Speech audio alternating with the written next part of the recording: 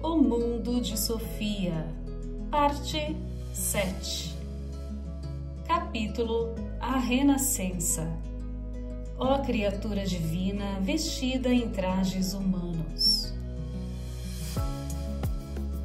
Quando Sofia entrou esbaforida pelo portão do jardim da casa pintada de amarelo, por volta de 1h30 da tarde, Jorum estava na porta.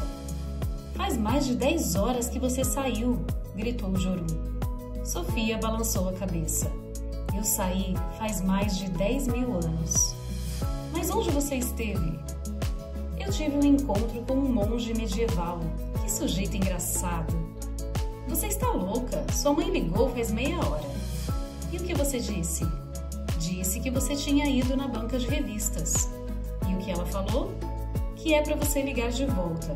Pior foi com meu pai e minha mãe. Eles trouxeram chocolate quente e pãezinhos no quarto lá pelas 10 horas.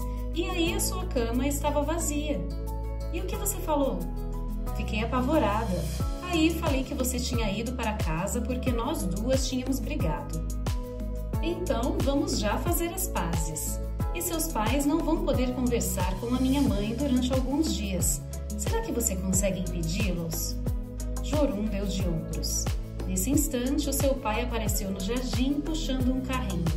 Ele vestia um macacão e era possível ver que seu trabalho de limpar as folhas caídas no outono passado ainda não estava concluído. "Já ficaram amigas de novo?" perguntou ele. "Pronto, agora só restaram umas folhinhas de plátano na frente do porão." "Muito bem", replicou Sofia. "Então agora a gente pode se encher de chocolate quente por lá em vez de fazer isso na cama." O pai deu uma risada sem graça e Jorum sentiu um tremor atravessar seu corpo. Na casa de Sofia eram mais descuidados no linguajar do que na casa do secretário municipal de finanças Ingebrigtsen e de sua senhora. "Desculpe, Jorum, mas eu achei que tinha que contribuir com o nosso plano de acobertar a minha escapada desta madrugada." "Você vai me contar alguma coisa?" "Só se você vier comigo até em casa. Não é nada que vai interessar às secretárias municipais nem a Barbies envelhecidas." "Como você é horrível! Melhor é um casamento agonizante em que um dos parceiros tem que viajar constantemente para o alto mar?" "Claro que não, mas eu quase não dormi essa noite e estou começando a desconfiar que Hilde consegue ver tudo o que nós fazemos." Elas já tinham começado a caminhar em direção à rua Clover. "Você está dizendo que ela é vidente?" "Talvez, ou talvez não." Era perceptível que Jorum não se sentia atraída por aquela sucessão de mistérios. Mas isso não explica por que o pai dela fica mandando cartões postais para uma cabana abandonada no meio da floresta. Eu admito que esse é um ponto fraco. "Você não vai me dizer onde esteve?" Foi o que ela fez. Sofia contou sobre o misterioso curso de filosofia também, mas fez com que Jorum prometesse formalmente que aquela conversa ficaria entre as duas. Passou um bom tempo sem que ninguém dissesse nada. "Não estou gostando disso", disse Jorum ao se aproximarem do número 3 da rua Clover. Ela parou diante do portão e deu mostras de que queria voltar dali mesmo. "Não tem ninguém pedindo para você gostar, mas a filosofia não é uma brincadeira sem consequências. É sobre quem somos e de onde viemos. Você acha que aprendemos o bastante sobre isso na escola?" "Ninguém sabe responder essas perguntas mesmo. Mas não aprendemos nem a fazer essas perguntas." A papa de arroz quente estava sobre a mesa quando Sofia entrou na cozinha. Não houve nenhuma reclamação pelo fato de ela não ter telefonado da casa de Jorum. Depois da refeição, Sofia disse que queria descansar um pouco. Ela mencionou que quase não tinha pregado o olho, o que não era exatamente incomum nas noites passadas em casa de amigas. Antes de se deitar, ela ficou diante do espelho de latão que pendurara na parede. Primeiro viu apenas um rosto pálido e cansado. Mas então, atrás do seu próprio rosto, de repente pareceu que havia a silhueta borrada de outro rosto. Sofia respirou bem fundo um par de vezes. Ela não queria se impressionar à toa. Olhou bem no espelho e viu o contorno bem definido do seu rosto pálido, emoldurado por cabelos muito lisos, incapazes de ficarem presos num penteado diferente do natural, totalmente escorridos. Mas atrás desse rosto lhe pareceu surgir o fantasma de outra garota. De repente, essa outra garota começou a piscar os 2 olhos energicamente. Foi como se ela quisesse sinalizar que estava de fato do outro lado do espelho. Isso durou poucos segundos. Então ela se foi. Sofia sentou-se na cama. Não tinha dúvidas de que era o rosto de Hilde que ela vira no espelho. Segundos depois, ela se deu conta de ter visto aquele mesmo rosto na carteira de estudante no chalé do Major. Provavelmente era a mesma garota que ela vira no espelho lá também. Não era estranho que Sofia tivesse aquelas experiências místicas sempre que estava exausta. Era o caso dela se perguntar depois se tudo não teria passado de fantasia. Sofia pôs as roupas sobre a cadeira, meteu-se debaixo do edredom e caiu no sono instantaneamente. Enquanto dormia, teve um sonho vívido e fantástico. Ela sonhou que estava num grande jardim que se inclinava até chegar a um atracadouro vermelho. Uma garota de cabelos bem louros estava sentada no pier, junto ao atracadouro, admirando o mar. Sofia foi até ela e sentou-se bem ao seu lado. Mas foi como se a garota nem tivesse percebido. "Eu sou Sofia", apresentou-se ela. Mas a garota não conseguia vê-la nem ouvi-la. "Você deve ser cega e surda, não é?", disse Sofia. E a garota parecia mesmo surda àquelas palavras. Naquele instante, Sofia ouviu uma voz gritando: "Hildinha!" Em seguida, a garota saiu correndo pelo pier na direção de uma casa. Então, ela não era nem cega nem surda, afinal. Um homem de meia-idade saiu correndo da casa para encontrá-la. Ele estava vestido num uniforme e tinha uma boina azul na cabeça. A garota se pendurou no pescoço dele e eles rodopiaram juntos 1, 2 vezes. Então, Sofia encontrou uma corrente com uma cruz dourada no pier, bem onde a garota estivera sentada. Ela apanhou a corrente e, com isso, despertou. Sofia olhou o relógio. Havia dormido durante 2 horas. Sentou-se na beirada da cama e ficou refletindo sobre aquele sonho incrível. Ele tinha sido tão forte e vívido que parecia mesmo que ela vivera aquilo. Sofia tinha certeza de que a casa e o pier que vira no sonho existiam de verdade em algum lugar. Não parecia o cenário do quadro que ela vira no chalé do Major. De qualquer modo, não restava dúvida de que a garota no sonho era Hilde Moller-Knag e que o homem era o seu pai que retornara do Líbano. No sonho, eles se pareciam um pouco com o Albert Knox.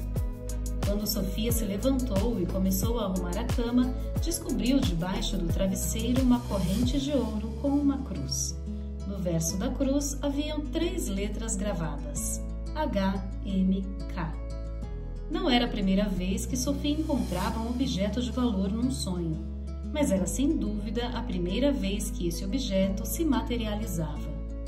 "Putz!", ela gritou. Ficou tão furiosa que abriu o maleiro e atirou a delicada corrente lá dentro, onde já estavam a echarpe de seda, a meia 3/4 branca e todos os cartões postais do Líbano. Na manhã de domingo, Sofia foi despertada para um belo café com pãezinhos quentes e suco de laranja, ovos e salada italiana. Só muito raramente a mãe se levantava antes dela num domingo. Então, quando isso acontecia, era uma questão de honra ela se dar o trabalho de preparar um café da manhã reforçado antes de acordar Sofia. Enquanto comiam, a mãe disse: "Tem um cachorro no jardim. Ele passou a manhã espreitando a velha Sebe. Você sabe o que ele está fazendo aqui?" "Claro!", gritou Sofia, mas no mesmo instante em que falou, seus lábios já estavam selados. "Ele já esteve aqui antes?" Sofia já estava de pé, olhando através da janela da sala que dava para o jardim. Era como ela havia imaginado. Hermes estava deitado na frente da entrada secreta do esconderijo. O que ela iria dizer? Ela nem tinha pensado numa resposta e a mãe já estava bem ao seu lado. Você disse que ele já esteve aqui antes? Ele enterrou um osso aqui, aí voltou para recuperar o seu tesouro. Os cachorros também têm memória. Talvez, Sofia, você que é a psicóloga de animais entre nós. Sofia estava quebrando a cabeça para descobrir o que dizer. Eu vou acompanhá-lo até a casa dele. Você por acaso sabe onde ele mora? Ela deu de ombros. Na coleira dele deve ter um pingente com o endereço. Um minuto depois, Sofia estava no jardim. Quando Hermes a viu, veio correndo até ela, abanando vigorosamente a cauda e levantando as patas dianteiras. Hermes, garoto, disse Sofia. Ela sabia que a mãe estava observando tudo da janela. Era só o cachorro não ir para o esconderijo. Felizmente, ele começou a correr na trilha de pedriscos, disparou pelo jardim e saltou o portão que dava para a rua. Sofia foi atrás dele. Hermes caminhava a cerca de 2 metros à sua frente. Os dois percorreram um bom trecho das ruas da cidade. Não eram os únicos a passear naquele domingo. Muitas famílias haviam tido a mesma ideia, e Sofia sentiu uma ponta de inveja. Hermes às vezes parava para cheirar outro cachorro e algo que encontrava na calçada. Mas assim que Sofia ordenava, venha, ele obedecia e corria até ela. Eles passaram por um velho jardim, um grande campo de futebol e um parquinho, chegando a uma área de tráfego mais intenso de veículos. A cidade se adensava ali, ao longo de uma rua mais larga de paralelepípedos, por onde circulavam os bondes. Quando chegaram ao centro, Hermes tomou um rumo da praça principal e depois na rua da igreja. Eles seguiram na direção do bairro antigo com os seus casários da virada do século XIX. Era quase 1h30 da tarde. Agora já estavam na outra extremidade da cidade. Sofia não costumava ir até lá com frequência, mas certa vez, quando era pequena, visitou uma tia que morava numa daquelas ruas. Finalmente deram numa pequena praça cercada de casarões antigos. Ela se chamava Nitorget, apesar de tudo em volta ser tão velho. A cidade também era bem antiga, havia sido fundada num ano qualquer da Idade Média. Hermes parou em frente à porta do casarão de número 14 e ficou esperando que Sofia abrisse a porta. Ela sentiu um frio na barriga. No hall de entrada havia um painel com várias caixas de correio verdes enfileiradas. Sofia achou um cartão postal enfiado numa caixa da fileira superior. No cartão havia um carimbo do correio informando que o endereço era desconhecido. O destinatário, Hilde Moller-Knegg, Nitorget, 14. O carimbo era de 15 de junho. Ainda faltavam quase 2 semanas para essa data, mas talvez o correio não tivesse percebido. Sofia apanhou o cartão da caixa de correio e leu o seguinte. Querida Hilde, Sofia agora veio até a casa do professor de filosofia. Logo ela completará 15 anos, mas você fez 15 ontem mesmo. Ou seria hoje, Hildinha? Se for hoje, deve ser mais para o fim do dia. É que os nossos relógios não caminham juntos. Uma geração envelhece e outra desaparece. Enquanto isso, a história segue o seu curso. Você já pensou que a história da Europa pode ser comparada à vida de uma pessoa? A antiguidade é uma infância na Europa. A longa Idade Média é o período escolar.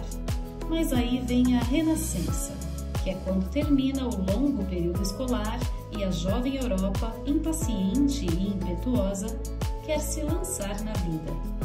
Podemos dizer que a Renascença marca os 15 anos da Europa. Já é metade de junho, minha filha, e cá estamos no paraíso. Seja como for, a vida é um sorriso. PS. Que pena que você perdeu a sua corrente de ouro com um pingente de cruz.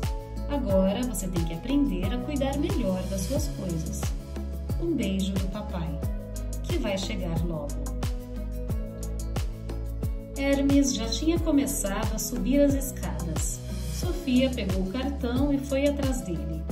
Ela teve que correr um pouco para alcançá-lo e ele abanava a cauda rigorosamente. Eles subiram o primeiro, o segundo e o terceiro e o quarto andar. De lá, uma pequena escada levava até o teto. Será que eles deveriam subi-la também? Foi exatamente o que Hermes fez. Ele só se deteve diante de uma portinha que se pôs a arranhar com as patas dianteiras. Sofia ouviu logo o barulho de passos se aproximando do lado de dentro. A porta então se abriu e lá estava Albert Knox. Ele havia trocado de roupa, mas também dessa vez estava fantasiado. Tinha meias brancas até os joelhos, calças vermelhas bem largas e uma jaqueta amarela com enchimento nos ombros.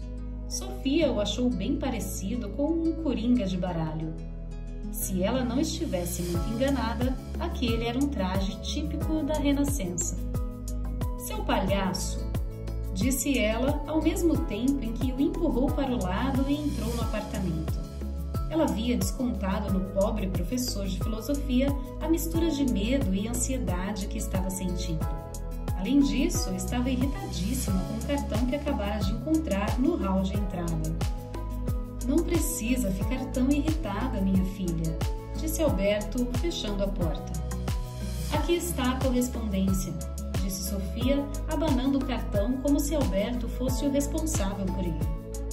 Alberto leu o que estava escrito e balançou a cabeça. "Ele está cada vez mais audacioso. Você deve estar percebendo que ele está nos usando como se fôssemos animadores da festa de aniversário de sua filha." Alberto rasgou o cartão em pedacinhos e os atirou num cesto de lixo. O cartão dizia que Hilde tinha perdido a sua corrente com uma cruz. "Eu li. Pois eu encontrei a tal corrente na minha cama, em casa. Você pode me dizer como ela foi parar lá?" Alberto a encarou bem nos olhos com uma expressão severa. "É certamente uma tentativa de nos distrair, mas isso é um truque barato, para o qual ele não fez o menor esforço. Vamos, em vez disso, concentrar a nossa atenção num grande coelho que foi retirado da cartola preta do universo." Eles foram para a sala, que era uma das mais estranhas salas de estar que Sofia jamais vira. Alberto morava num apartamento no sótão com um teto bem inclinado. No alto havia uma claraboia que deixava passar a luz natural, iluminando bem o ambiente. Mas havia também um janelão voltado para a cidade. Através dele, Sofia conseguiu ter uma bela vista dos telhados dos casarões antigos. Mas o que havia na sala é o que deixou Sofia mais intrigada. O ambiente era repleto de móveis e objetos de decoração de diferentes épocas da história. O sofá datava talvez da década de 1930. Uma escrivaninha antiga talvez fosse da virada do século XIX. E uma das cadeiras deveria ter ao menos uns 100 anos. Mas a mobília não era tudo. Sobre as prateleiras e armários havia uma verdadeira coleção de objetos de decoração novos e antigos. Relógios e ânforas, morteiros e retortas, facas e bonecas, penas de escrita e apoiadores de livros, octantes e sextantes, bússolas e barômetros. Uma parede inteira estava tomada de livros, mas não desses comuns que encontramos nas livrarias. Mais parecia uma amostra da produção literária de muitos séculos. Nas paredes estavam penduradas pinturas e gravuras. Algumas deveriam ter sido pintadas ao longo das últimas décadas, mas muitas eram igualmente bem antigas. Além disso, vários mapas estavam pendurados nas paredes. Num deles, um mapa da Noruega bem diferente do atual mostrava o fiord de Sogne, localizado em Trondelag, e o fiord de Trondheim fora desenhado como se estivesse bem mais ao norte. Sofia ficou parada sem dizer nada por alguns minutos, só virando a cabeça para inspecionar a sala até ter certeza de que tinha coberto todos os ângulos possíveis. "Você coleciona muita quinquilharia", disse ela ao terminar a inspeção. "Mais ou menos. Imagine quantos anos de história estão guardados aqui nesta sala. Não chamaria isso de quinquilharia." "Você mexe com antiguidades ou algo assim?" Alberto deixou escapar uma expressão de desapontamento.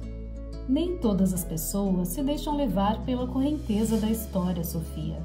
Algumas se detêm e recolhem o que ficou largado nas margens do rio. Você fala de um jeito esquisito, mas é verdade, minha querida. Não vivemos apenas no nosso próprio tempo. Carregamos conosco uma parte da história também. Lembre-se de que tudo que você vê nesta sala um dia foi novo em folha e tinha uma serventia. Aquela pequena boneca de madeira do século XVI talvez tenha sido feita como um presente de aniversário para uma garota de 5 anos. Talvez por seu velho avô. Aí ela completou 10 anos, Sofia.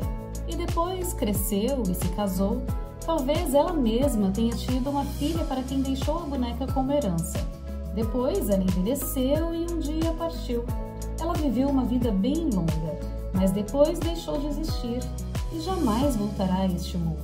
No fundo, ela esteve aqui para uma rápida visita, mas sua boneca, essa sim, está ali na prateleira. Tudo é tão triste e sisudo visto dessa maneira, mas a vida é triste e sisuda. Nós surgimos do nada num mundo maravilhoso. Conhecemos outras pessoas e somos apresentados a elas. Caminhamos juntos por uns tempos. Então nos separamos e desaparecemos tão rápida e inesperadamente quanto surgimos. Posso perguntar uma coisa? Sim, não estamos mais brincando de esconde-esconde. Por que você se mudou para o chalé do Major? Para não ficarmos tão distantes e termos que nos falar somente apenas por cartas. Eu sabia que aquela velha cabana estava vazia. E aí você foi se mudar para lá? E aí foi só eu me mudar para lá. Então, talvez você possa explicar como o pai de Hilde sabia que você iria fazer isso. Se eu estiver certo, ele sabe de tudo. Mesmo assim, não consigo entender como é que um carteiro pode levar a correspondência para um lugar abandonado no meio da mata. Alberto sorriu astuciosamente. Esse tipo de coisa não é nada demais para o pai de Hilde. É um truque barato, puro teatro para impressionar. Nós estamos vivendo sob a vigilância mais poderosa do mundo. Sofia sentiu sua temperatura subir. Se um dia eu o encontrar, vou enfiar as unhas nos olhos dele. Alberto foi até o sofá e sentou-se. Sofia o acompanhou e, já mais calma, sentou-se numa cadeira reclinável. Somente a filosofia pode nos aproximar do pai de Hilde, ele disse. Hoje eu vou lhe contar sobre a Renascença. Pode começar. Alguns anos depois de Tomás de Aquino, a unificação cultural cristã começou a rachar. A filosofia e a ciência se libertaram cada vez mais da teologia da Igreja, mas isso também implicou uma relação mais livre entre a fé e a razão. Mais e mais pessoas passaram a crer que não é possível aproximar-se de Deus por meio da razão, pois Deus é insondável ao nosso raciocínio. O mais importante para o indivíduo não era compreender o mistério cristão, mas se sujeitar à vontade de Deus. Estou entendendo. O fato de fé e ciência passarem a ter uma relação mais livre entre si permitiu o estabelecimento de um novo método científico, bem como um novo fervor religioso. Estavam assim lançadas as bases para duas importantes reviravoltas ocorridas nos séculos XV e XVI, a Renascença e a Reforma. Melhor vermos uma coisa de cada vez.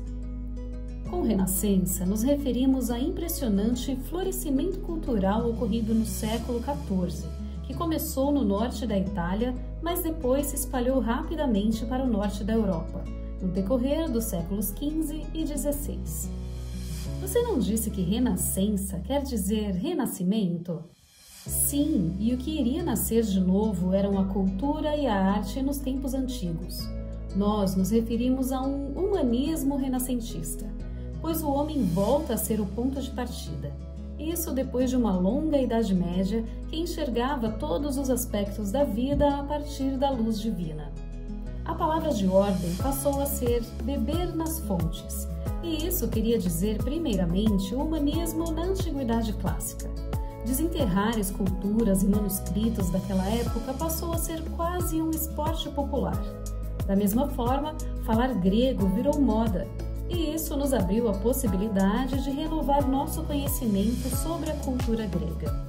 Estudar o humanismo grego nos legou um objetivo pedagógico paralelo. O desenvolvimento das ciências humanas levou ao surgimento de uma formação clássica, criando algo que podemos chamar de virtudes humanas. Os cavalos nascem, passou-se a dizer, mas os homens não, eles se formam. Quer dizer que somos educados para nos tornar humanos? Sim, essa é a ideia. Mas antes de conhecermos de perto as ideias do humanismo renascentista, vamos lembrar as circunstâncias políticas e culturais por trás da Renascença. Alberto se levantou do sofá e passou a andar pela sala. Depois parou e apontou para um instrumento muito antigo que estava numa das prateleiras. "O que é aquilo?" perguntou. "Parece uma bússola antiga." "Muito bem." Em seguida, ele apontou para uma antiga arma de fogo pendurada na parede atrás do sofá. "E aquilo lá?" "Uma arma de outra era." "Muito bem. E isto aqui?" Alberto retirou da estante um enorme volume. "É um livro velho. Para ser mais preciso, trata-se de um incunábulo." "Incunábulo?" A palavra, na verdade, quer dizer berço. Usa-se para designar livros impressos artesanalmente no nascedouro da imprensa, isto é, antes do ano 1500. É mesmo antigo assim? Sim, muito antigo. E essas 3 descobertas de que falamos, a bússola, a pólvora e a impressão de livros, são pressupostos importantes para essa nova era que chamamos de Renascença. Melhor explicar isso com mais detalhes. A bússola facilitou a navegação. Em outras palavras, foi fundamental para as grandes descobertas. A pólvora, da mesma forma. As novas armas dos exércitos europeus garantiram a supremacia sobre as culturas americanas e asiáticas. Mas a pólvora teve um significado importante também na Europa. A impressão de livros foi fundamental para disseminar os novos pensamentos do humanismo renascentista e contribuiu para que a Igreja perdesse o seu antigo monopólio na formação do conhecimento. Mais tarde, viriam os novos instrumentos e invenções, sucedendo-se num ritmo acelerado. Um instrumento importante foi, por exemplo, a luneta. Ela estabeleceu novos patamares para a astronomia. E no fim vieram os foguetes e as naves que pousaram na Lua, não foi? Agora você avançou muito rápido para o futuro. Mas sim, na Renascença se iniciou o processo que ao fim e ao cabo permitiu que os homens chegassem até a Lua, ou, do mesmo modo, até Hiroshima ou Chernobyl. Tudo começou com uma série de mudanças na área cultural e econômica. Uma delas foi a transição de uma economia baseada no comércio de produtos in natura para outra, baseada em moeda. No final da Idade Média, cidades inteiras haviam surgido e fortalecido como decorrência do trabalho manual, do comércio intenso de novos produtos e da evolução de um sistema financeiro e bancário. Uma burguesia urbana passou a ganhar um destaque crescente ao se libertar das suas necessidades naturais básicas. Insumos vitais para a sobrevivência agora podiam ser comprados com dinheiro. Esse desenvolvimento favoreceu a livre iniciativa, a inteligência e a criação humana. E assim também foram as criadas necessidades inteiramente novas. Isso tudo me lembrou como eram as cidades gregas 2000 anos antes. Pode ser. Eu contei a você como a filosofia grega se libertou da concepção mítica do mundo, ligada à cultura agrária. Os burgueses renascentistas também começaram a se libertar do poder dos senhores feudais e da igreja.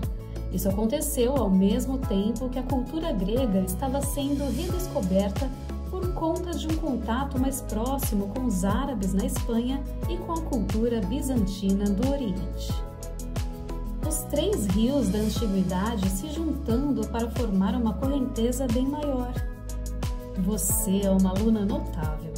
Mas paramos por aqui com a nossa contextualização da Renascença. Vou falar um pouco dos novos pensamentos que surgiram. Então vai em frente, tenho que voltar para casa para o almoço. Só agora Alberto tornou a sentar no sofá. Ele olhou nos olhos de Sofia. Primeiramente, e mais importante, a Renascença produziu uma nova visão do homem.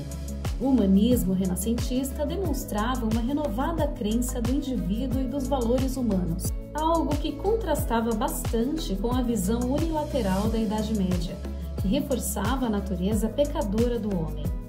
Uma das figuras centrais da Renascença chamava-se Ficino. Ele proclamou: "Conhece-te a ti mesmo, ó criatura divina vestida em trajes humanos." Outra, Pico della Mirandola, escreveu um tratado intitulado sobre a dignidade do homem, algo que seria inconcebido ocorrer na Idade Média.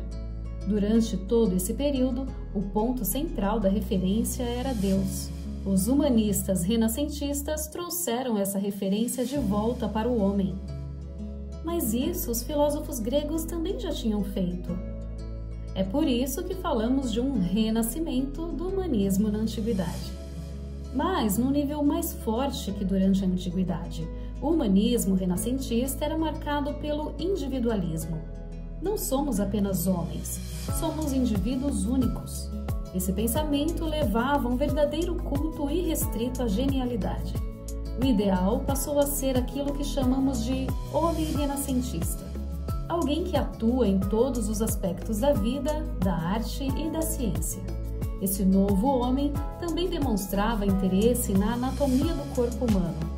Como na antiguidade, retomaram-se as dissecações de cadáveres para descobrir como o corpo humano era constituído. Isso foi importante tanto para a medicina como para as artes plásticas. Nelas, tornou-se novamente comum representar o nu. Você pode muito bem dizer que isso ocorreu depois de 1000 anos de pudor. De novo, os homens ousaram ser eles mesmos. Não havia mais do que se envergonhar. "É como se eles estivessem bêbados", disse Sofia, debruçada numa pequena mesa entre ela e o seu professor de filosofia. Inegavelmente, a nova visão do homem conduziu a uma nova inspiração para a vida. Os homens não existiam mais somente para adorar a Deus. Deus os havia criado também para que pudessem desfrutar a si próprios. Agora os homens podiam sentir prazer com a vida de vez em quando.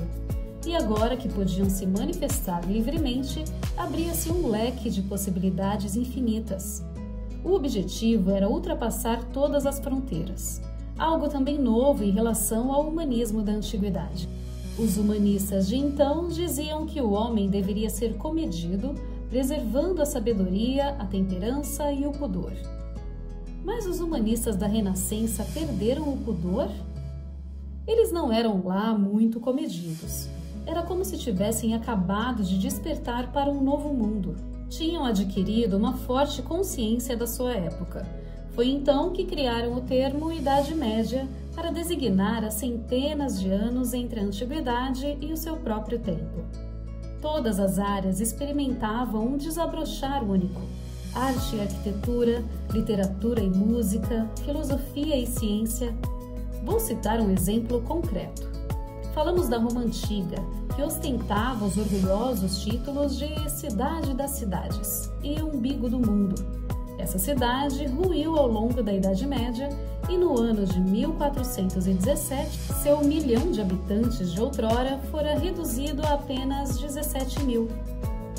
Não mais do que os habitantes de Lillesand. Para os humanistas da Renascença, tornou-se um objetivo político restaurar a grandeza de Roma. Primeiro, começou-se a construir a grande Basílica de São Pedro, sobre a tumba do apóstolo Pedro. E quando se trata da Basílica de São Pedro, não se pode falar de comedimento e pudor. Muitos dos artistas renascentistas se engajaram nesse que foi o maior projeto arquitetônico do mundo. Os trabalhos se iniciaram em 1506 e duraram 120 anos.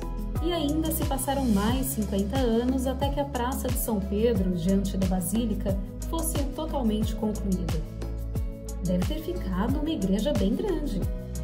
Tem mais de 200 metros de comprimento, 130 de altura e uma área construída de mais de 16.000 metros quadrados. Esse exemplo é o bastante para ilustrar o arrojo do homem renascentista. A Renascença trouxe consigo uma nova visão da natureza, que também teve um significado importante. O fato de o homem se sentir à vontade com a sua própria existência, desobrigado agora de encará-la como uma mera preparação para a vida no céu, criou uma nova relação dele com o mundo físico. A natureza passou a ser vista como algo positivo. Muitos diziam também que Deus estava presente na sua própria criação. Ele é infinito, então também deve estar em todo lugar. A essa concepção se chama panteísmo. Os filósofos medievais tinham enfatizado bem que existe um abismo intransponível entre Deus e a sua criação.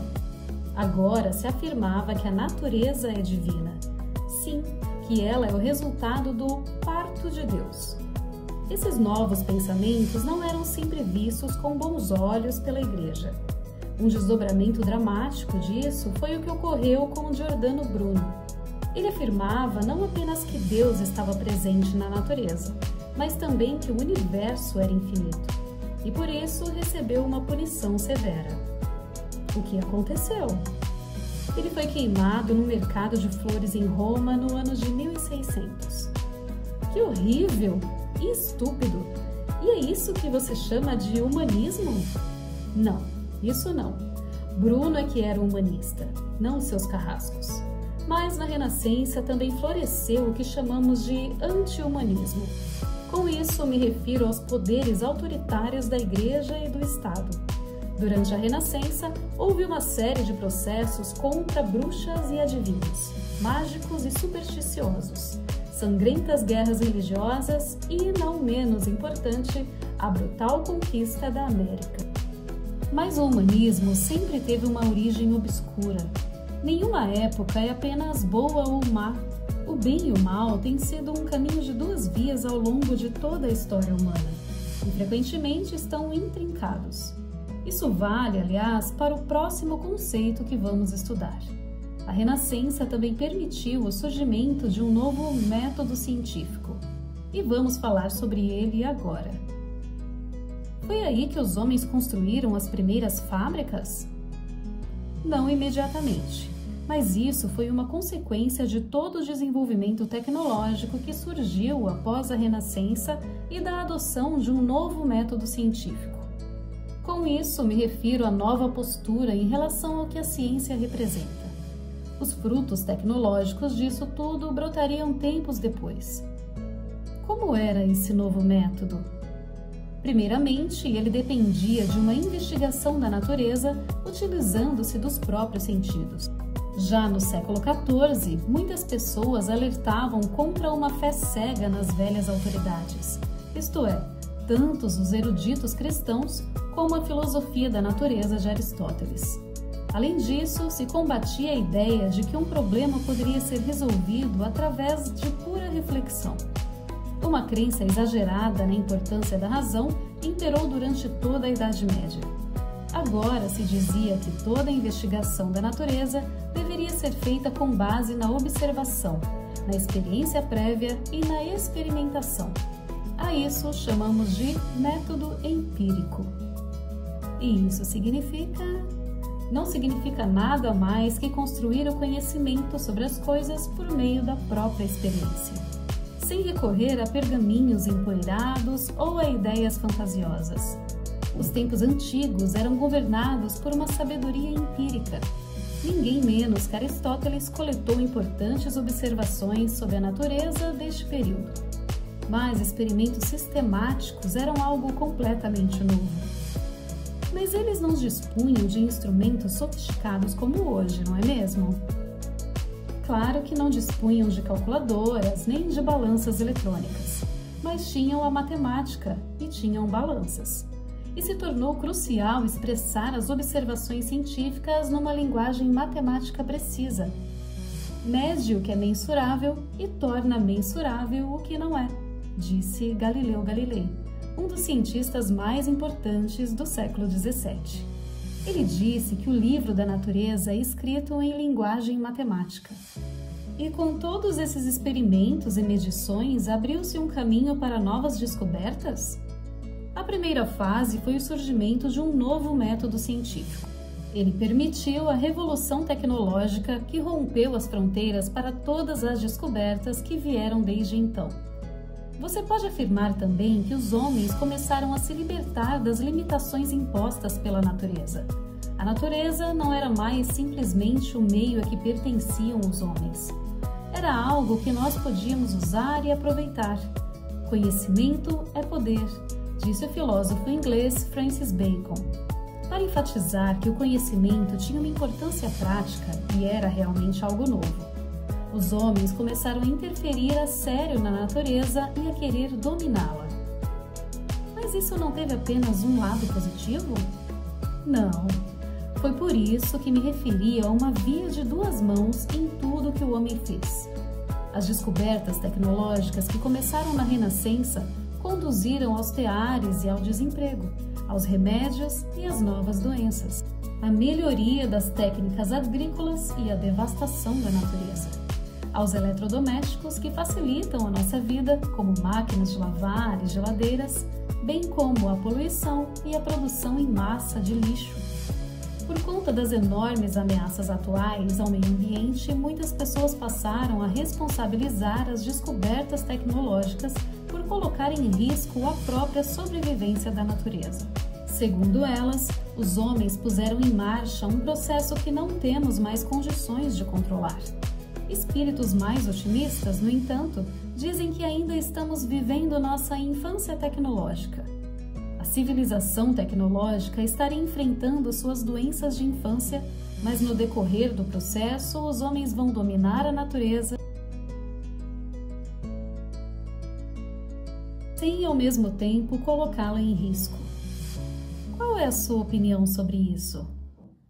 Que talvez as duas visões tenham um pouco de razão. Em algumas áreas, os homens devem parar de interferir na natureza. Em outras, é possível fazê-lo sem receio nenhum.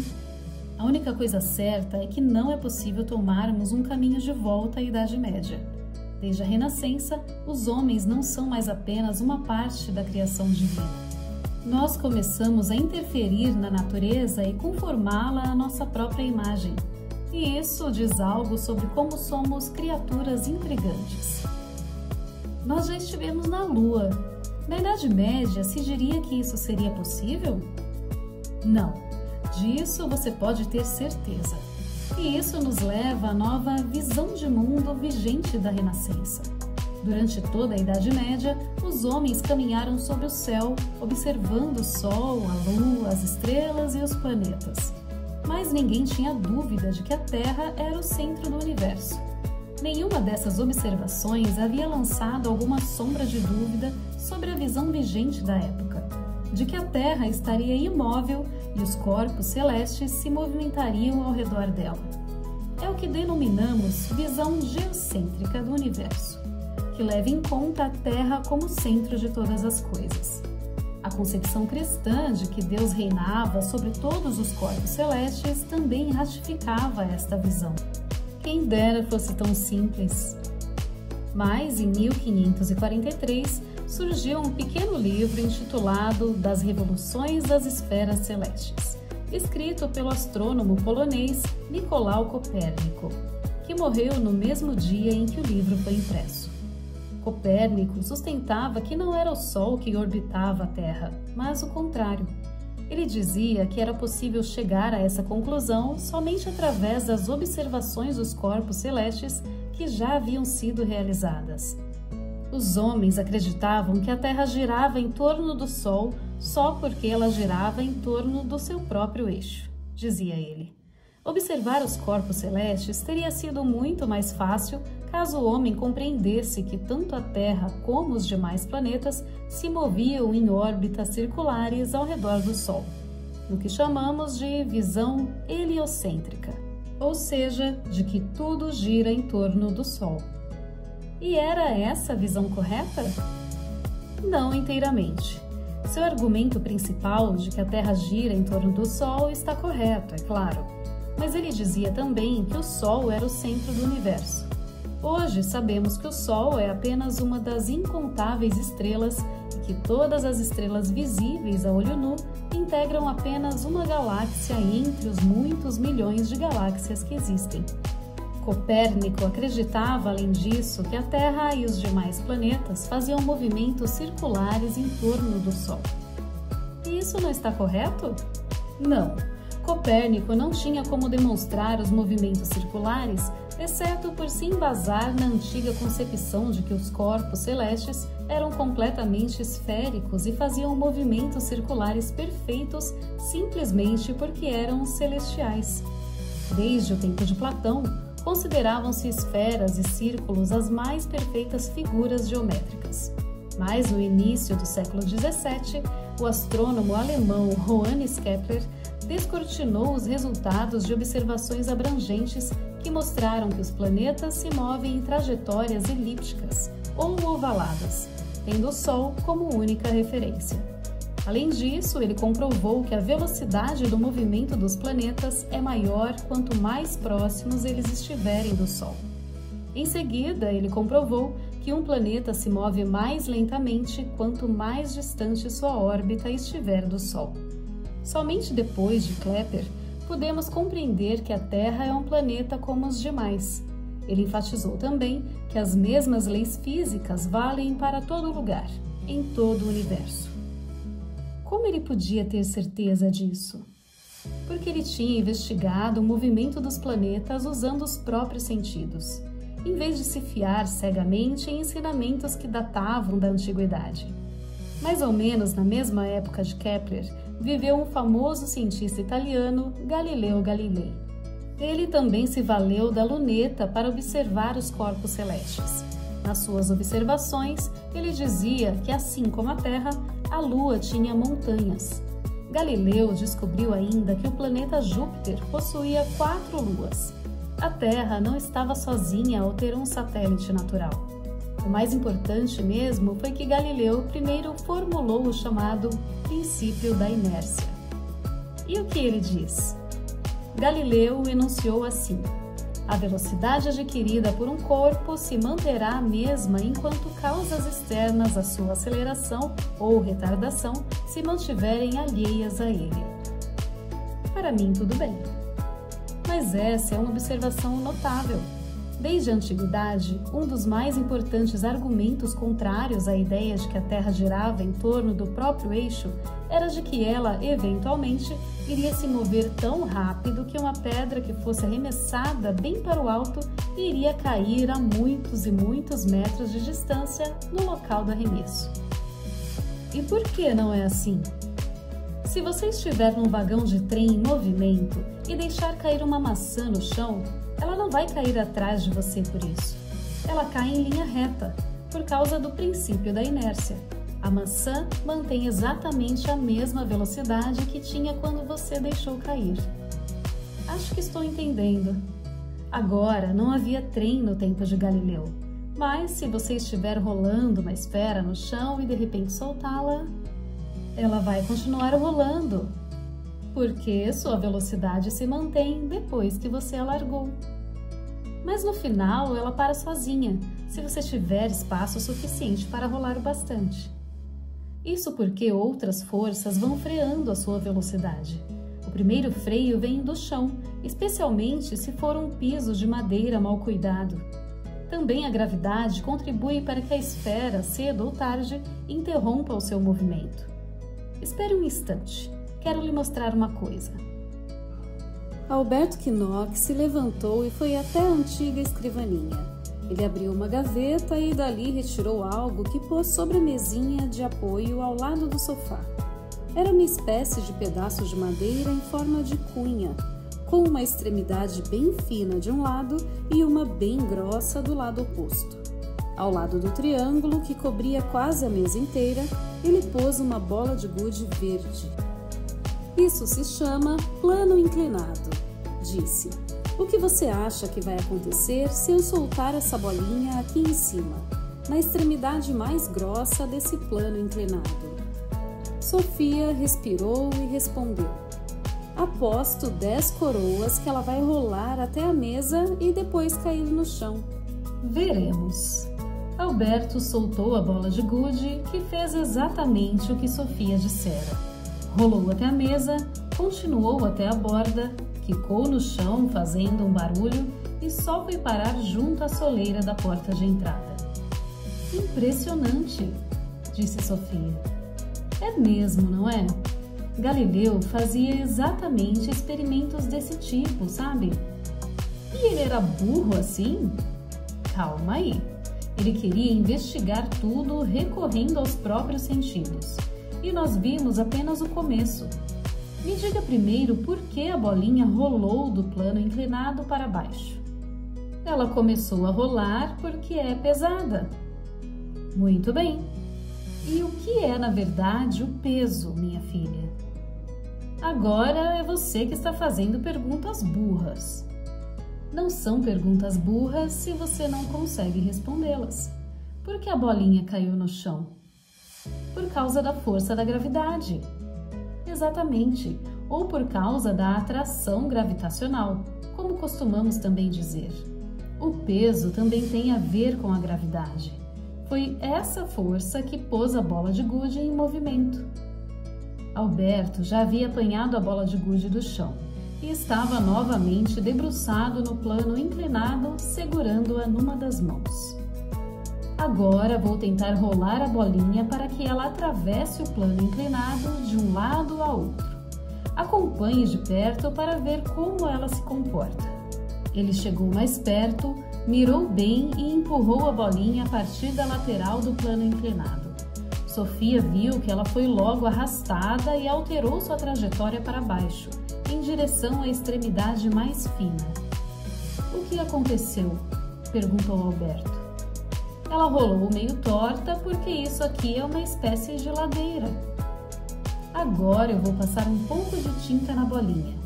E aí talvez consigamos ver exatamente o que você chamou de meio torta. Alberto pegou um pincel atômico e pintou de preto a bolinha inteira. Depois fez a mesma coisa que antes. Agora Sofia conseguiu ver exatamente por onde a bolinha passou no plano inclinado, pois ela havia deixado um rastro preto na superfície da madeira. Como você descreveria agora esse movimento? Perguntou Alberto. É um arco. Parece um pedaço de um círculo. Agora sim. Alberto olhou para ela e ergueu as sobrancelhas. Na verdade, não é exatamente um círculo. Essa figura se chama parábola. Por mim, tudo bem. Mas por que será que a bolinha se comporta dessa maneira? Sofia pensou um pouco e em seguida disse: porque o plano de madeira tem um desnível e então ela acaba sendo atraída para o chão. Sim, isso é algo mais que uma impressão. Eu convido uma jovem garota para minha casa e ela chega às mesmas conclusões de Galileu apenas depois de um único experimento. Alberto bateu palmas. Sofia receou que ele tivesse ficado meio louco e ele continuou. Você acabou de ver o que acontece quando duas forças atuam ao mesmo tempo sobre um único e mesmo objeto. Galileu descobriu que o mesmo vale, por exemplo, para uma bala de canhão. Ela é atirada para o céu, continua voando no ar, mas acaba sendo atraída para a Terra. Ela descreve uma trajetória que corresponde àquela da bola de gude sobre o plano inclinado. E isso foi de fato uma grande descoberta na época de Galileu. Aristóteles acreditava que um projétil que fosse lançado no ar primeiro descreveria um pequeno arco e depois cairia verticalmente no chão. Mas não era bem assim, e ninguém poderia saber se Aristóteles estava certo até que alguém finalmente tivesse demonstrado isso. Tudo bem por mim, mas isso realmente é importante? E como é? Isso tem uma importância cósmica. Entre todas as descobertas científicas na história da humanidade, esta está entre as mais importantes de todos os tempos. E eu aposto que você já vai me explicar o porquê. Mais tarde viria o físico inglês Isaac Newton, que viveu de 1642 a 1727. Foi Foi ele que enunciou a descrição final do sistema solar e do movimento planetário. Ele não só descreveu como os planetas se movimentam ao redor do Sol, mas também explicou por que eles fazem isso. E isso ele pôde fazer, entre outras razões, referindo-se ao que chamamos de dinâmica de Galileu. Os planetas são como bolinhas num plano inclinado? Algo assim, sim. Mas espere um pouco, Sofia. Eu não tenho escolha. Kepler já havia indicado que deveria existir uma força que fazia os corpos celestes se atraírem mutuamente. Teria de haver, por exemplo, uma força emanada do Sol capaz de fazer com que os planetas mantivessem sua órbita. Uma força assim, além disso, poderia explicar por que os planetas se movem mais lentamente nas suas órbitas quanto maior é a sua distância do Sol. Kepler disse depois que a alternância de marés, a maré alta e a maré baixa, seria decorrente de alguma força lunar. E isso está correto? Sim, está. Mas era algo que Galileu rejeitava. Ele fazia troça de Kepler, que havia dado sua aprovação à ideia de que a Lua rege as águas, justamente porque rejeitava a ideia de que forças gravitacionais como essas pudessem exercer influência sobre grandes distâncias e, portanto, entre os diversos corpos celestes. Então, ele estava errado.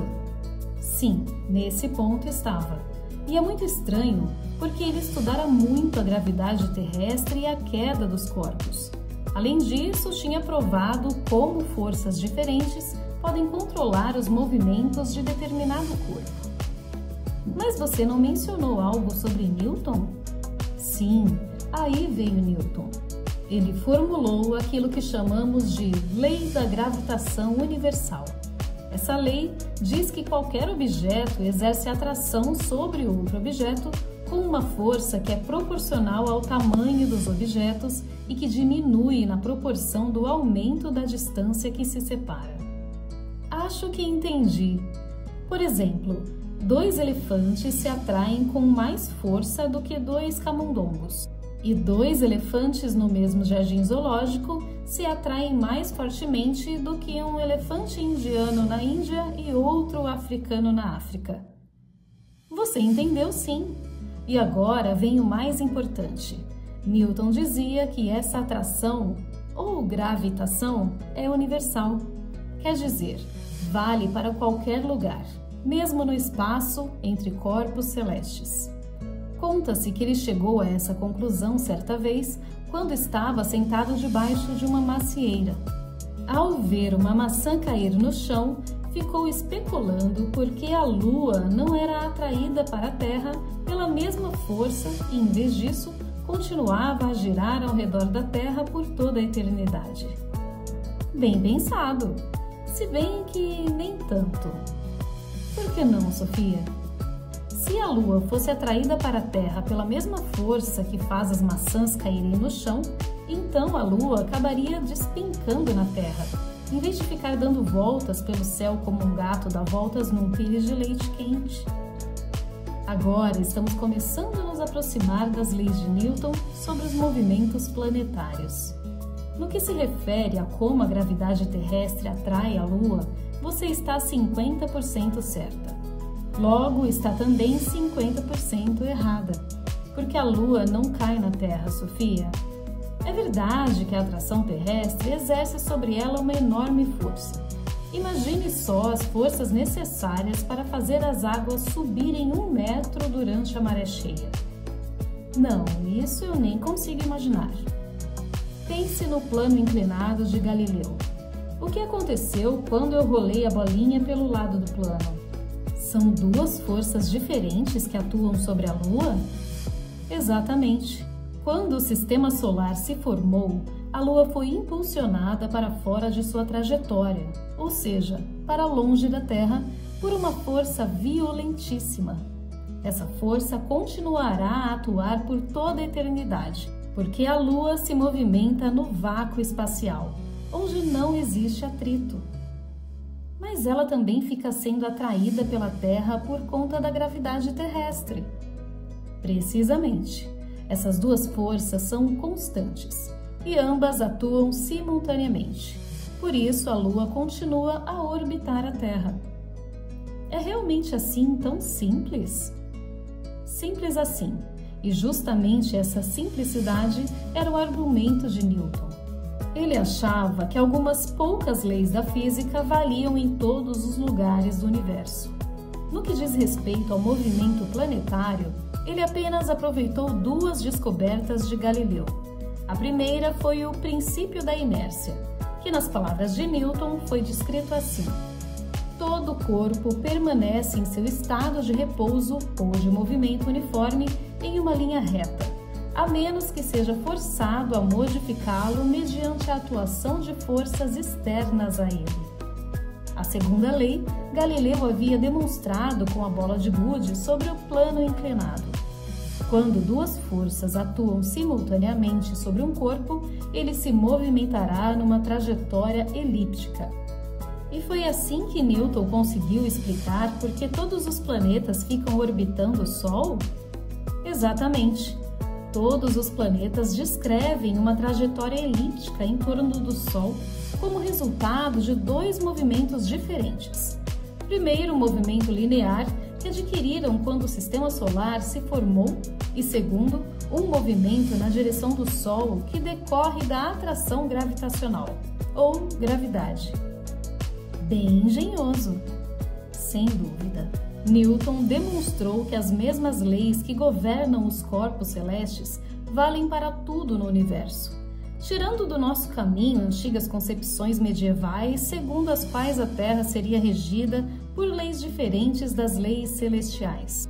A visão de mundo heliocêntrica havia, enfim, tido sua confirmação e sua explicação definitiva. Alberto tornou a se levantar e guardou o plano inclinado na gaveta de onde havia tirado. Ele se abaixou para pegar a bola de gude do chão, mas a colocou sobre a mesa que o separava de Sofia. Sofia achou inacreditável o quanto conseguira descobrir a partir de um pedaço de madeira em forma de cunha e uma bola de gude. Agora, olhando para a bolinha de gude verde, ainda um pouco manchada de tinta preta, ela conseguia deixar de imaginar o globo terrestre e disse: e as pessoas tiveram então que aceitar a ideia de que habitavam um planeta qualquer no meio do imenso universo? Sim, essa nova visão de mundo era, de muitas maneiras, estressante para muita gente. A situação pode ser talvez comparada com a explicação de Darwin, muito tempo depois, sobre como o ser humano se desenvolveu a partir dos animais. Em ambos os casos, os homens perderam o lugar de privilegiado que julgavam ocupar na criação. Em ambos os casos, a Igreja exerceu uma resistência poderosa. E isso eu posso imaginar. O que foi feito de Deus nisso tudo? Agora, como se tudo fosse mais fácil quando a Terra estava no centro de tudo, e tanto Deus como todos os corpos celestes ficaram lá no andar de cima. Mas essa não foi a maior transformação, apesar de tudo. Quando Newton comprovou que as mesmas leis da física valem para o universo inteiro, isso poderia ser interpretado como um indício de que o poder de Deus estaria abalado. Mas a própria crença de Newton em Deus não foi abalada. Ele considerava as leis da natureza o testemunho de um Deus maior e onipotente.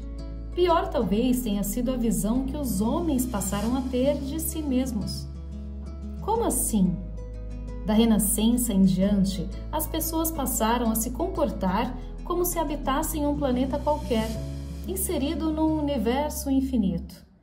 Não tenho certeza de que tenhamos nos acostumado mesmo nos dias de hoje, mas já na Renascença houve quem dissesse que o indivíduo jamais tivera tanta importância como naquela época. Não estou compreendendo. Antes a Terra era o centro do mundo. Mas, quando os astrônomos disseram que não existe algo como um centro do universo, surgiram tantos centros quantas são as pessoas. Agora entendo. A Renascença nos conduziu a uma nova relação com Deus. Depois que a filosofia e a ciência se libertaram da teologia, Uma nova maneira de adorar a Deus começou a surgir. Aí veio a Renascença com a sua visão individualista do homem. Isso teve importância para a vida religiosa também, mais importante que a relação com a Igreja como organização. Passou a ser a relação pessoal dos indivíduos com Deus. Como a oração que cada um faz antes de dormir? Sim, ela também. Na Idade Média, a Igreja Católica, com a sua liturgia em latim e as suas orações e rituais, havia sido a espinha dorsal da vida religiosa. Apenas padres e monges conseguiam ler a Bíblia, que estava disponível em latim. Mas da Renascença em diante, a Bíblia foi traduzida do latim e do grego para as línguas nacionais. Isso foi importante para um movimento que chamamos de Reforma. Martinho Lutero. Sim, Lutero foi importante, mas não foi o único reformador. Havia também reformadores cristãos que escolheram permanecer na Igreja Católica Romana. Um deles foi o padre e teólogo holandês Erasmo de Roterdã. Lutero rompeu com a Igreja Católica porque se recusou a pagar as indulgências? Também, mas isso tem a ver com algo muito mais importante. Segundo Lutero, o homem não precisava trilhar o mesmo caminho da Igreja ou dos seus pastores para receber o perdão divino. Pior ainda seria ter que pagar para a Igreja para obter esse perdão. A chamada concessão de indulgências acabou proibida pela Igreja Católica em meados do século XVI. Acho que Deus ficou feliz com isso. Lutero se afastou de grande parte dos costumes e verdades religiosas que a Igreja trouxe para si ao longo da Idade Média. Ele pretendia um retorno à verdade religiosa que encontramos no Novo Testamento. Somente as Escrituras, dizia Lutero. Com isso, ele queria voltar às raízes, assim como o humanismo renascentista queria retomar as fontes de arte e a cultura da antiguidade. Ele traduziu a Bíblia para o alemão e, com isso, também fundou os alicerces da escrita alemã moderna. Qualquer um poderia agora ler a Bíblia e, de certo modo, se tornar o pastor de si mesmo. Pastor de si mesmo? Isso não é um pouco demais? O que ele queria dizer é que os pastores não eram privilegiados na sua relação com Deus. As comunidades luteranas, por razões práticas, designavam padres para conduzir os serviços religiosos e estes também assumiam as tarefas cotidianas da igreja. Mas ele não achava que através dos rituais eclesiásticos os homens obteriam o perdão divino e seriam libertados dos seus pecados. A salvação era totalmente grátis e seria alcançada somente pela fé, dizia ele. E essa foi uma conclusão a que Lutero chegou lendo a Bíblia. Então Lutero era também um típico renascentista? Sim e não. Típica da Renascença era a importância que ele dava ao indivíduo e à sua relação com Deus. Então ele aprendeu grego aos 35 anos e começou a sua árdua tarefa de traduzir a Bíblia para o alemão. Usar uma língua nacional em substituição ao latim clássico também era típico da Renascença. Mas Lutero não era um humanista como Ficino ou Leonardo da Vinci. Ele foi criticado por humanistas como Erasmo de Roterdã, que não gostavam da sua visão extremamente negativa do homem. Lutero enfatizava que os homens haviam sido inteiramente corrompidos depois do pecado original. Apenas através da misericórdia divina é que se poderia justificar a existência humana, dizia ele, pois o preço do pecado é a morte. Isso soa muito triste, hein? Alberto Knox se levantou novamente, pegou a bola de gude verde e preta da mesa e colocou num bolso da jaqueta. Já passou das 4, gritou Sofia. E a próxima época da história humana é o Barroco. Mas vamos guardá-la para outro dia, querida Hilde. O que você disse agora? Sofia deu um pulo da cadeira. Querida Hilde, você disse. Troquei os nomes, que feio. Mas essas trocas nunca são acidentais. Talvez você esteja certa. Vai ver, o pai de Hilde já está colocando palavras na nossa boca. Acho que ele sempre se aproveita da situação quando estamos cansados. Aí fica mais difícil nos defendermos. Você me disse que não é o pai de Hilde. Jura que está dizendo a verdade? Alberto balançou a cabeça afirmativamente. Mas será que eu sou o Hilde? Estou muito cansado agora, Sofia. Por favor, compreenda. Ficamos aqui sentados por mais de 2 horas e eu falei quase todo o tempo. Você não tinha de ir para casa almoçar? Sofia percebeu que já era mesmo hora de ir. Enquanto caminhava até a porta, fundia a cabeça com aquela confusão de nomes. Alberto a acompanhou até a saída. Hermes estava dormindo debaixo de um pequeno guarda-roupa onde estavam pendurados vários trajes estranhos, que mais pareciam figurinos de teatro. Alberto apontou para o cachorro e disse: "Ele vai levá-la até lá fora." "Obrigada por tudo hoje", disse Sofia. Ela deu um pulo e abraçou Alberto. "Você é o professor de filosofia mais inteligente e mais legal que eu já tive." Ele abriu a porta, mas antes de fechá-la, disse: "Não vai demorar muito para nos vermos de novo, Hilde." Sofia agora estava sozinha do lado de fora. Alberto havia confundido os nomes outra vez, aquele pilantra. Sofia bem que quis bater novamente na porta, mas alguma coisa a conteve. Já na rua, ela se deu conta de que não tinha trazido dinheiro. Teria que voltar a pé para casa. Que droga! Sua mãe certamente ficaria zangada e preocupada caso ela não chegasse até às 6 horas. Ela percorreu alguns poucos metros e encontrou uma moeda de 10 coroas na calçada. A passagem de ônibus com direito à baldeação custava exatamente isso. Sofia foi até o ponto e esperou um ônibus que fosse até a praça principal. De lá, tomaria outro até a sua casa. Enquanto estava na praça esperando o outro ônibus, Sofia se deu conta da sorte que tivera de encontrar aquelas 10 coroas justamente quando mais precisava delas. Será que o pai de Hilde havia posto a moeda lá? Ele era mestre em colocar objetos diferentes nos locais mais improváveis.